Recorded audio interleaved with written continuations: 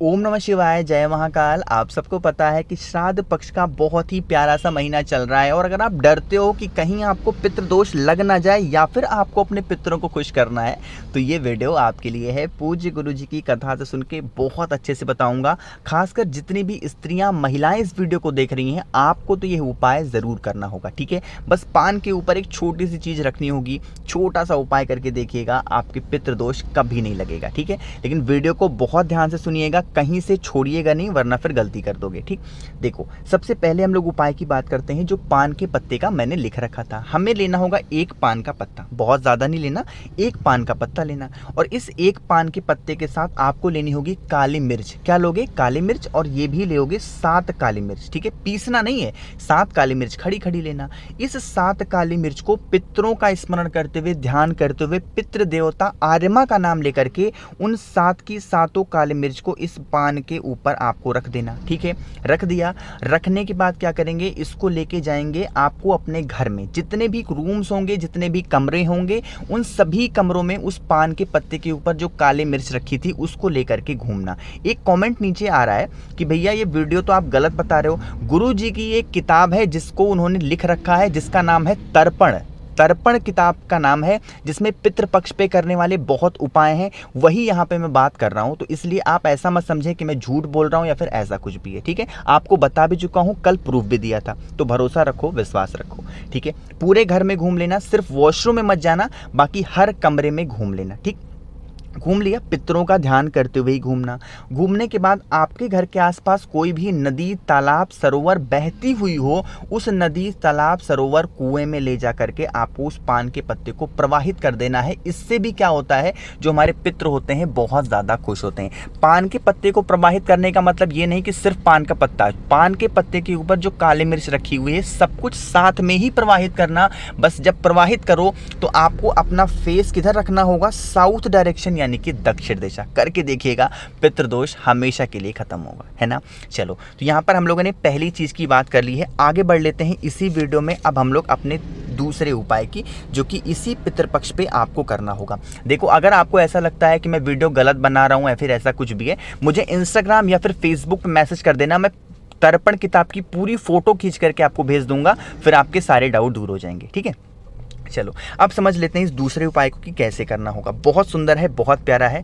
Screen पर आपको काली मिर्च दिख रही है, एक काली मिर्च लेना, बिल्कुल खड़ी खड़ी, ठीक है, ले लिया। साथ ही साथ आपको एक चावल के दाने भी लेने होंगे, और जो चावल का दाना लोगे वो खंडित नहीं होना चाहिए, टूटा हुआ नहीं होना चाहिए, बिल्कुल खड़ा खड़ा लेना।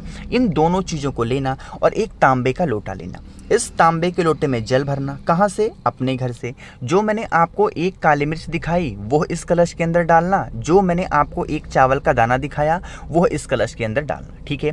डाल दिया और उसके बाद इस कलश को लेके पहुंच जाना महादेव के शिवलिंग के पास में। शाम के टाइम पे प्रदोष काल में, पूरे पितृपक्ष के दौरान किसी भी एक दिन शाम के टाइम पे प्रदोष काल में महादेव के शिवलिंग के पास पहुंचना। फेस रखना उत्तर दिशा, यानी कि नॉर्थ डायरेक्शन। और उसके बाद फिर जो आपके पास में जल है काली मिर्च और चावल वाला, उसको 5 जगहों पे समर्पित करना है महादेव के शिवलिंग के पास में। वो कौन सी 5 जगह है? सबसे पहले उसी कलश का थोड़ा सा जल भगवान गणेश के स्थान पे समर्पित करेंगे, श्री शिवाय नमस्तुभ्यम का ध्यान करते हुए। पहला हो गया।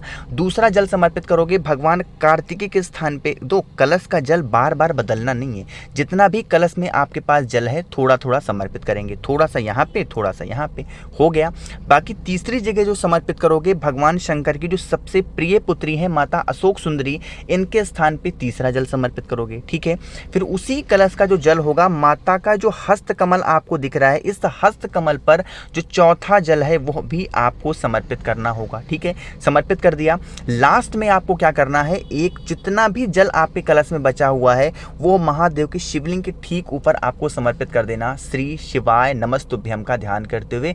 आपके घर से पितृदोष कहाँ जाएगा आपको पता भी नहीं चलेगा। और अगर आप किसी मनोकामना के लिए, किसी विश के लिए इस उपाय को कर रहे हैं तो आपकी मनोकामना, आपकी इच्छा बहुत जल्दी पूरी होगी, ठीक है। तो आप सभी लोग इस उपाय को जरूर करेंगे, ठीक। तो यहाँ पे हम लोगों ने 2 उपाय की बात कर ली है। आगे बढ़ लेते हैं इसी वीडियो में जो आपको करने होंगे पितृपक्ष के दौरान अपने तीसरे उपाय की।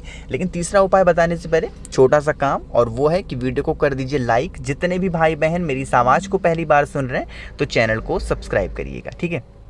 देखो समझते हैं। अब देखो इस उपाय को आपको एक दीपक से करना होगा, ठीक है। दीपक आप लोग जरूर जलाते होंगे घर में पूरे पितृपक्ष के दौरान, मैंने आपको बता भी रखा है, लेकिन थोड़ा सा नियम को चेंज करना है। जो दीपक आप लगा रहे हो परमानेंट वो तो लगाओगे ही लगाओगे, एक दीपक आपको और लगाना है। अभी ये उपाय मैंने कल बताया था लेकिन वहां पे मैंने टाइम बताना भूल गया, तो आपको यहाँ पे क्लियर करता हूँ।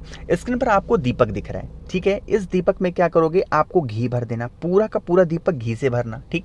घी में आपको 2 बत्ती लगानी होगी, ठीक है। 2 बत्ती लगाओगे लेकिन जलाना एक ही बत्ती है। अब रखोगे कहाँ पे, जहां पर भी आपको अपने पूरे घर में रखना हो, चाहे तो आप अपने घर में मटका परिंदा के पास रख सकते हैं या फिर घर के बाहर आप रख सकते हैं जहां पे मेन गेट होता है। जहां पे भी रखोगे एक स्वास्तिक का सबसे पहले निर्माण करोगे किसी भी चीज़ों से, चाहे तो आप कुमकुम से बना लें, चंदन से बना लें, जैसे भी इच्छा हो, ठीक है। एक स्वास्तिक का निर्माण करना, उसी स्वास्तिक के ऊपर उस दीपक को रखोगे और आर्यमा का नाम लेकर के, पितरों के देवता आर्यमा का नाम लेकर के आपको उस बत्ती का जो मुख होगा दक्षिण दिशा की तरफ करके कोई भी एक बत्ती जला देना और आपको कुछ भी नहीं करना। यहाँ पे सबसे बड़ी बात होती है भैया टाइम बता दो कि सुबह जलाएं या शाम को जलाएं।